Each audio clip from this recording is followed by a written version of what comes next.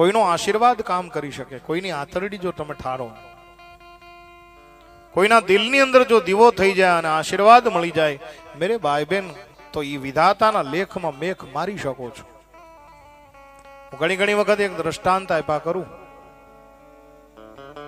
કે એક ધનાઢ્ય શેઠનું એક્સિડન્ટની અંદર મૃત્યુ થયું. નાનો અમથો છોકરો હતો, પતિ પત્ની બે રહેતા હતા અને દીકરો હજી નાનો છે. અને પેલા ભાઈનું મૃત્યુ થઈ ગયું. અચાનક પરિવાર ઉપર આબ તૂટી પડ્યું. સાહેબ, કરવું શું? પેલી વાણિયાની પત્નીને કઈ ખબર પડતી નથી.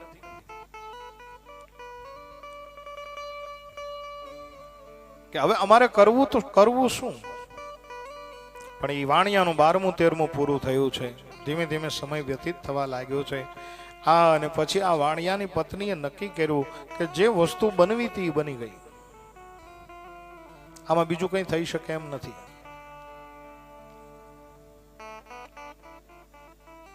જે ઘટના જ્યારે ઘટવાની છે ત્યારે ઘટશે જ.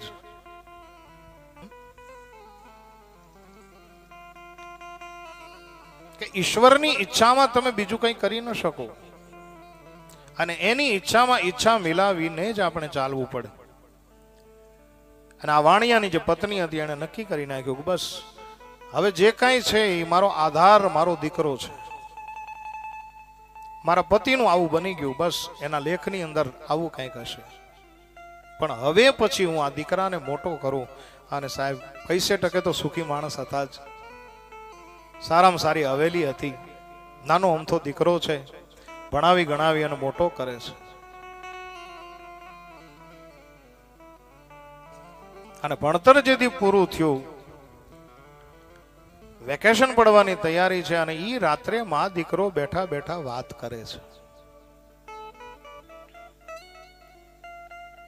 માએ દીકરાની સામે કીધું કે બેટા, તારું ભણતર પૂરું થયું? બોલે હા, મારું ભણતર પૂરું થઈ ગયું છે.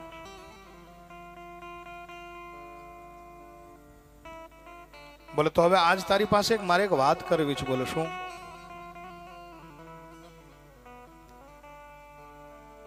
બોલે તારા પિતાજીના મૃત્યુ થયે બહુ ઝાઝા વર્ષો થઈ ગયા છે, બહુ ઝાઝા વર્ષો. બેટા, બહુ નાનો હતો ત્યારે તારું પિતા છે એનો છાંયો આપણા બંનેના ઉપરથી ગયો, અકસ્માત થયો, મૃત્યુ થયું. બોલે હા માં. તો બોલે મારે એક કામ છે, હવે તું યુવાન થયો છો, હવે તું સમજદાર થયો છો અને સમજદાર થયો છો એટલા માટે મારે તને એક વાત કહેવી છે. બોલે શું? બોલે આપણા ગામની અંદર 4 રસ્તા પડે છે અને 4 રસ્તાની અંદર મારી એક ઈચ્છા છે. બોલે શું? બોલે હમણાં જ ઉનાળાનો સમય આવે છે, મારે એક પરબ બંધાવવું છે અને એ પરબ તારા પિતાજીના નામનું બંધાવવું છે. 4 રસ્તાની અંદર આવતા જતા જે માણસો છે એ બધા માણસો પાણી પીવે, ઠંડુ પાણી પીવે, આકરા તાપની અંદર એ પોતે ઘડીક બેસી અને વિસામો ખાય. આવું સુંદર મજાનું એકાદ પરબ બનાવી આપણે માણસ રાખશું. અને એક પરબ જો તું બંધાવાની જો હાજરી આપતો હો, સંમતિ આપતો હો, તો એ પરબનું પાણી પી અને કોઈની આંતરડી ઠરશે તો તારા પિતાજીનો આત્મો રાજી થશે.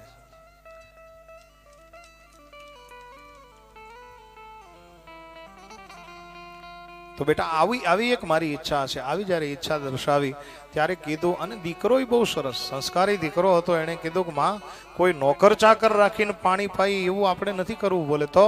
બોલે મારા પિતાજીના આત્માના શાંતિ માટે જો પરબ બંધાવતા હો તો એ પરબે કાયમ માટે હું બેસીશ. જો આને સંસ્કાર કહેવાય. સુંદર મજાનું પરબ બંધાણું છે.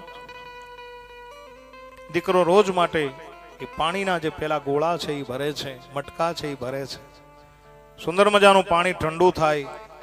રસ્તે આવનાર માણસો છે, વટેમાર્ગુ છે, રાહબર લોકો છે, એ બધા પાણીના પરબે પાણી પી પી અને પોતાની તરસને छिपाવે છે, મનોમન આશીર્વાદ આપે છે.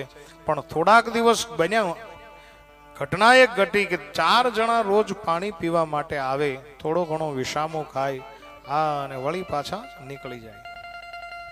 બીજો દિવસ થાય, પેલો દીકરો પાણીના પરબે બેઠો હોય, વળી પાછા 4 જણા આવે, પાણી પીવે, થોડોક વિશ્રામ ખાય, વળી પાછા નીકળી જાય. આવું અઠવાડિયું 15 દી થયું ને, એટલે મનમાં એક વિચાર આવ્યો કે આ કોણ હશે? રોજ એકના એક માણસો આવે છે, આ કોણ છે એ મારે જાણવું છે. બીજા દિવસની સવાર થઈ, સ્નાનાદિ કાર્ય સંપન્ન કરી અને છોકરો પડબે ગયો છે, સુંદર મજાનું પાણી બધાને પાવા લાગ્યો છે. અને વળી પાછા પેલા 4 જણા આવ્યા, પાણી પાયું છે, બેસાડ્યા છે.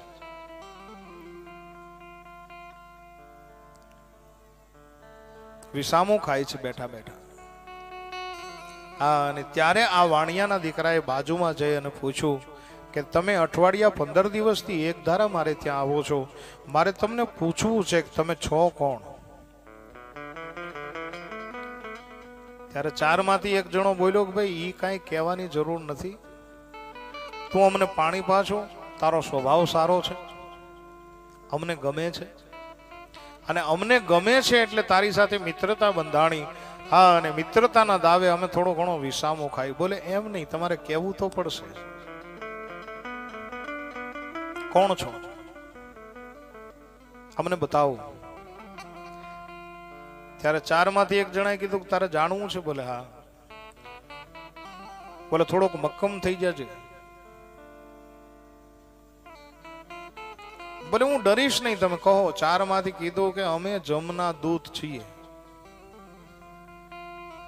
બોલે તમે બોલે હા, માણસનું રૂપ લઈ અને અમે રોજ એક જીવને લેવા જઈએ છીએ, પણ આ તો તારી સાથે મિત્રતા બંધાણી એટલા માટે અમે પાણી પીએ છીએ, તારી સાથે થોડીક વાતચીત કરીએ છીએ, થોડોક વિશ્રામ કરી અને અમે આગળ ચાલ્યા જઈએ છીએ. ત્યારે આ વાણિયાના દીકરાએ કીધું કે તો એક કામ કરશો? બોલે શું? બોલે તમને મિત્રતાના દાવે કહું કે આવતીકાલે તમે મારું મૃત્યુ જોતા આવજો. 4 જણા એક સાથે બોલી ઉઠ્યા કે મૃત્યુ જોવાય નહીં, જીવી લેવાય.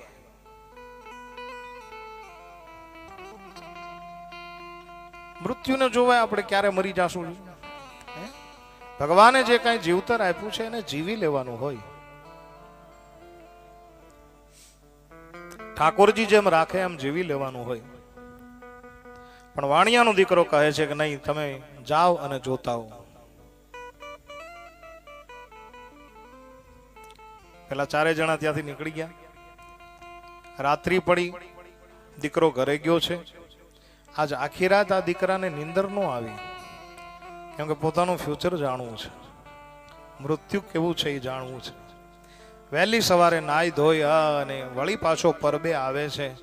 પેલા 4 પોતાના મિત્રો જે જમના દૂતો છે એની વાટ જોવે છે. અને આવ્યા, પાણી પાયું, બેસાડ્યા અને સીધો પ્રશ્ન કર્યો, મારું મૃત્યુ જોતા આવ્યા? બોલે હા. કઈ રીતે છે?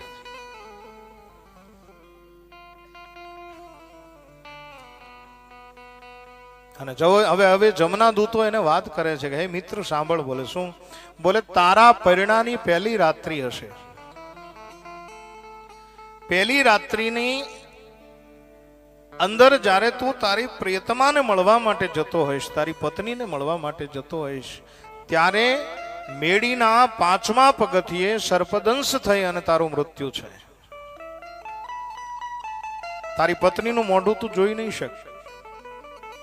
આવું જયારે કીધું ને એટલે 4 માંથી એક જણો રડવા લાગ્યો. અને જ્યાં રડતો હતો પેલા વાણિયાના દીકરાએ ખભે હાથ મૂકીને કીધું કે મિત્ર, મૃત્યુ તો મારું આવવાનું છે, તારે રડવાનું ન હોય. ત્યારે રડતા રડતા જમના દૂતે જવાબ આપ્યો કે હે મિત્ર, આજ સુધી તે મને પાણી પાયું, મને રડવું એટલા માટે આવે છે કે જે સર્પ બનવાનું છે ને એ મારે બનવાનું છે, હું તને દંશ આપીશ. વિધિના લેખમાં કોઈ દી મેખ ન લાગી શકે. આમ કહી અને જમના દૂતો તો ત્યાંથી નીકળી ગયા. પણ વાણિયાના દીકરાએ મનની અંદર ગાંઠ વાળી કે હું પરણું તો મરું, મારા લગ્ન થાય તો મારું મૃત્યુ થાય, મેં શાદી ही नहीं करूंगा.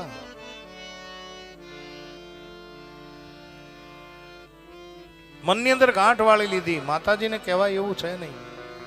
અને પોતાની માં છે એ ક્યારેક ક્યારેક કહે કે દીકરા હવે ઉંમરલાયક થયો છો, લગ્ન કરી લે. સારા સારા દીકરીઓના માગા આવવા લાગ્યા, છતાં પણ દીકરો ના પાડે કે નહીં, મારે લગ્ન નથી કરવા, મેં શાદી નહીં કरूंगा. માં સમજાવે કે પણ નહીં કરવાનું કારણ શું, ત્યારે બતાવતો નથી, બસ મારે લગ્ન નથી કરવા. મનની અંદર આ છોકરાને ડંખ છે કે જો હું લગ્ન કરી લઈશ તો એક તો આનો પતિ પણ, મારો બાપ પણ આની સાથે નથી અને મારું પણ મૃત્યુ થશે, તો પછી મારી વૃદ્ધ માતાનું શું. લગ્ન કરવાની ના પાડે. અને પછી તો ધીમે ધીમે ધીમે ધીમે ધીમે ધીમે ખબર પડવા લાગી. આખી જ્ઞાતિની અંદર એવું થયું કે આ દીકરો લગ્ન નથી કરતો. મા પાસે શ્રેષ્ઠી માણસો આવ્યા છે, કીધું શા માટે, બોલે તમે મનાવો અને જો લગ્ન કરે તો. સમાજના સારા સારા માણસો હતા, એને કીધું કે બેટા લગ્ન કરી લે, લગ્ન કરવા જોઈએ. તારી માં હવે વૃદ્ધ થઈ છે, એનાથી કામ ન થાય, એકાદ તારી પત્ની આવી જાય, હા, અને સુખેથી સંસાર. અને બહુ પ્રેશર આપવામાં આવ્યું, અને અંતે આ દીકરો માન્યો કે હું લગ્ન કરીશ. સારી એવી સંસ્કારી પરિવાર એમની દીકરી સાથે ઘડિયા લગ્ન લેવાના છે. સુંદર મજાની જાન જોડાણી છે. ચોરીના 4 ફેરા ફર્યા અને આ દીકરો જ્યારે ઘેરે આવ્યો, પણ આજ એના મનની અંદર એમ છે કે આજ મારી છેલ્લી રાત્રિ છે, આજ સર્પદંશથી મારું મૃત્યુ થવાનું છે, એને ખબર છે. જે મહેમાનો હતા એ કન્યા આવી છે, મહેમાનો વિખેર આવવા લાગ્યા છે, વિદાય લેવા લાગ્યા છે. આ બાજુ જે નવી પરણીને આવેલી દીકરી છે એ મેડી ઉપર ગોત્રેજનું સ્થાપન છે, ગણેશ ભગવાનના સ્થાપનની પાસે આસન લઈ અને પોતે બેઠી છે. રાત્રિ પડી, ભોજન થયું છે, તમામ લોકો સુવા લાગ્યા છે. અને વાણિયાનો દીકરો છે પોતાના મિત્રોની સાથે નીચે ખંડની અંદર બેઠો બેઠો વાતો કરે છે. થોડીક વાર થાય, મિત્રો કહે છે કે જા ભાઈ હવે સંસારની શરૂઆત કર. બોલે થોડીક વાર બેસો. શું કામ? એ મિત્રોને એવું કહેવા માંગે છે કે આજ આપણે બેસશું, હવે પછી બેસવાના નથી. ધીમે ધીમે સમય વ્યતીત થતો જાય છે. 11, સાડા 11 નો સુમાર થયો. અને મિત્રોએ હવે ધક્કો મારીને કીધું કે ભાઈ જા, તારા લગ્ન થયા છે, અમે પણ અમારા ઘરે જઈએ છીએ, સંસારની શરૂઆત કર. નહીં, મિત્રો ત્યાંથી ગયા. આ બાજુ દીકરો એકલો છે, ચારે બાજુ અંધારું છે. હા, અને મેડીના પગથિયા જ્યાં ચડ્યો, 1 પગથિયું, 2 પગથિયા, 3 પગથિયા, અને 4થું પગથિયું જ્યાં ચડ્યો,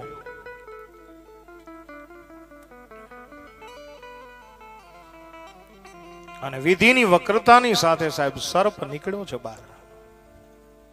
અને જેવો સર્પ નીકળ્યો એટલે કીધું કે મિત્ર તું આવી ગયું.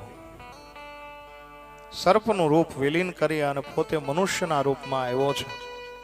અને મનુષ્યના રૂપમાં આવી અને જમનો દૂત વાત કરે છે કે હે મિત્ર, દંશ તો તને દેવાનો છે, પણ થોડીક વાર છે.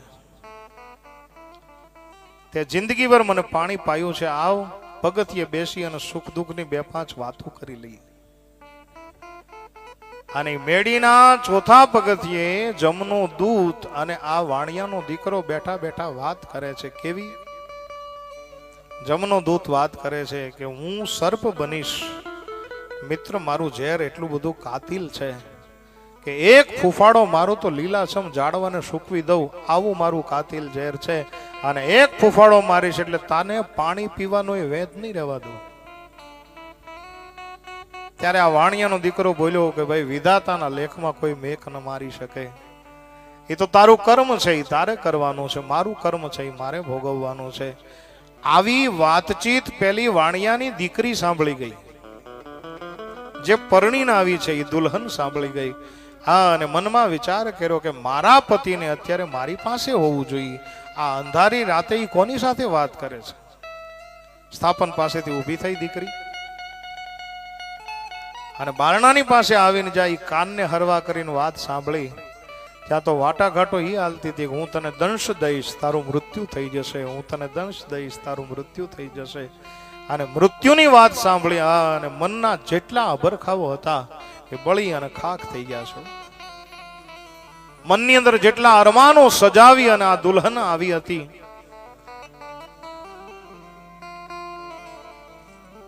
ત્રાસકો પડ્યો છે કે ઓહો, મારા પતિનું મુખારવિંદનું દર્શન પણ હું નહીં કરી શકું, મારો પતિ મૃત્યુ પામશે. અચાનક અંધારા આવી ગયા છે, અર્ધમૂર્છિત હાલતની અંદર ધરતી ઉપર ઢળી પડી છે. અને એ જ સમયે એ જ નગરની અંદર ગામની બહાર એક ગરીબ બાપનો કૂબો હતો, ઘર હતું, ઝૂંપડી હતી.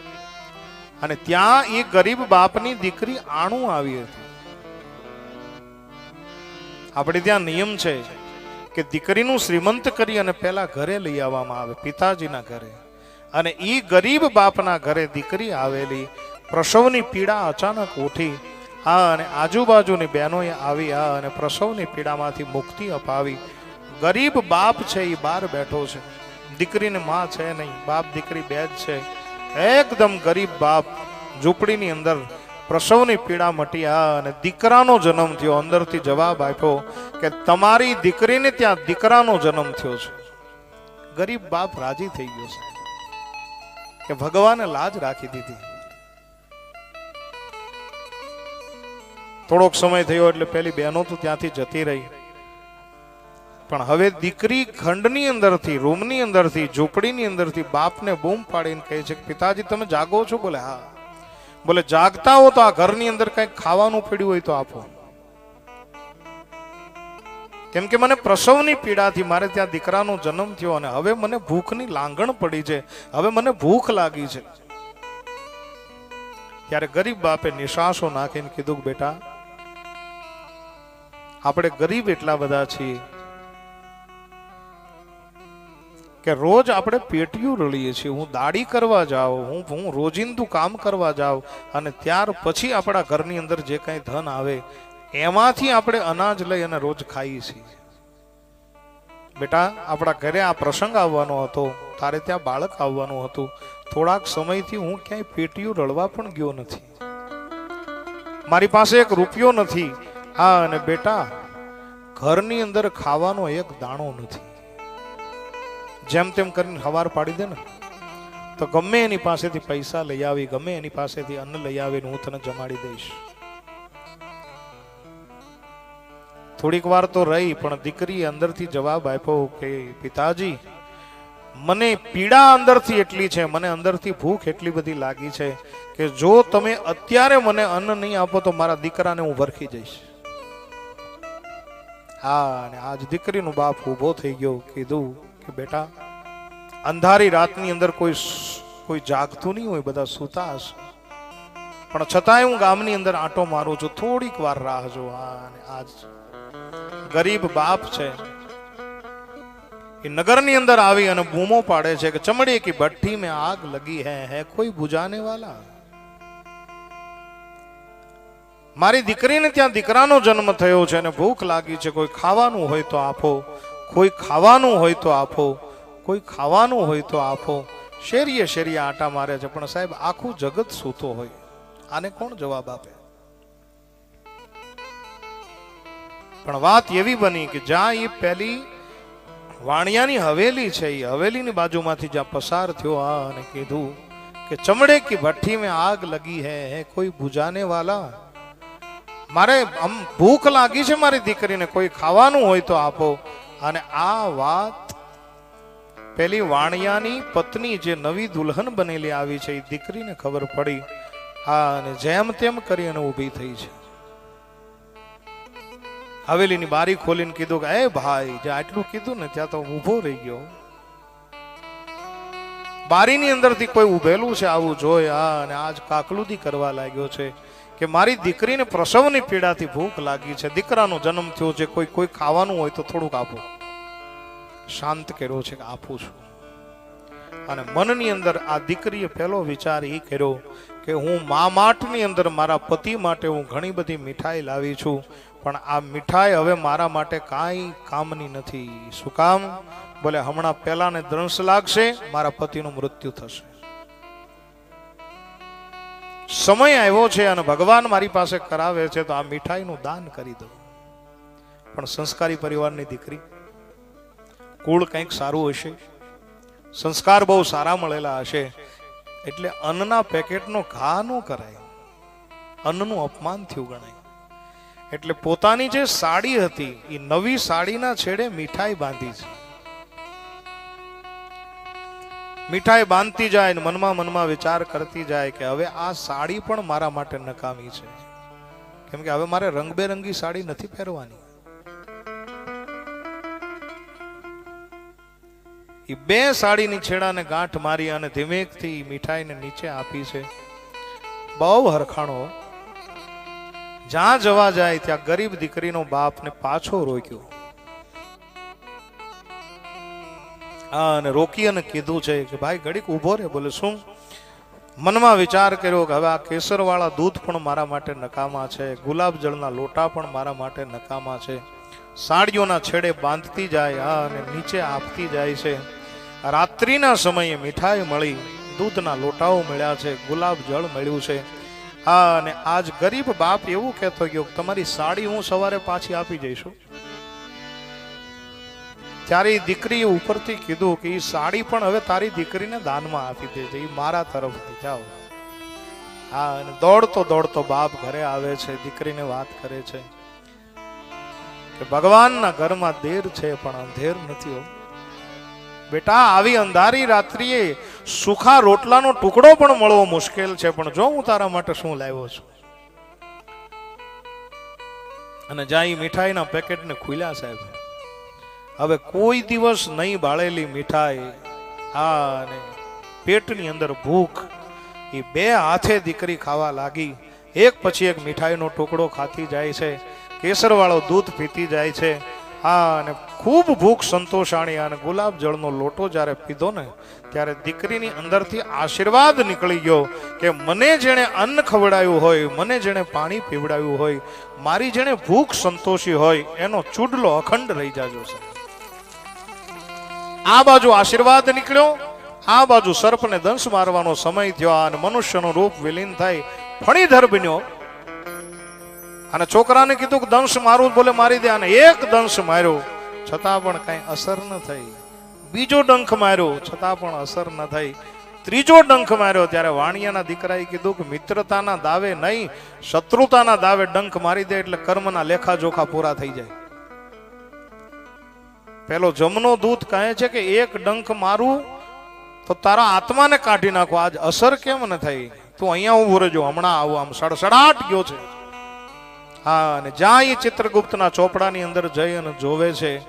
હા, અને ચિત્રગુપ્તે આજ આ જમના દૂતે કીધું તું જેને મારવા માટે ગયો છે એને હવે તું મારી ન શકે. બોલે કેમ? બોલે એને વર્ષની અંદર 108 વર્ષનો વધારો થઈ ગયો. પણ કારણ શું? ત્યારે ચિત્રગુપ્ત એવું કહે છે કે આની પત્નીએ કોઈને ખવડાવ્યું છે, કોઈને દાન આપ્યું છે. અને એ દાન આપવાનો આશીર્વાદ એના દિલની અંદરથી નીકળી ગયો છે. એટલે હવે આનું મૃત્યુ નથી, આ તો 108 વર્ષ હજી જીવવાનો છે. અને વળી જમનો દૂત આવી અને પોતાના મિત્રને વાત કરે છે કે તારી પત્નીના આશીર્વાદના કારણે, એક ગરીબ દીકરીના આશીર્વાદના કારણે તારી પત્નીને આશીર્વાદ મળી ગયો કે એનો ચૂડલો અખંડ રહી જાજો. એટલા માટે હવે હું તને મારી ન શકું. મેરે ભાઈ બહેન, આને વિધાતાના લેખમાં મેખ માર્યા કહેવાય.